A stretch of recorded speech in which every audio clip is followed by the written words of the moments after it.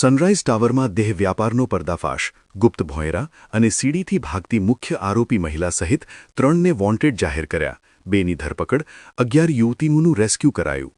વડોદરા શહેરના વાઘોડિયા રોડ પર વૈકુંઠ 4 રસ્તા પાસે આવેલ સનરાઇઝ ટાવરમાં ચાલતા દેહ વ્યાપારના ધંધાનો વડોદરા શહેર પોલીસની એન્ટી હ્યુમન ટ્રાફિકિંગ યુનિટ AHTUએ પર્દાફાશ કર્યો છે અને 11 યુવતીઓને રેસ્ક્યુ કરી છે.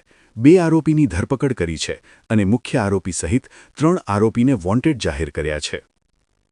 આરોપી મહિલા જરૂરિયાતમંદ યુવતીઓને વડોદરા બોલાવીને પોતાના ફ્લેટમાં રાખતી.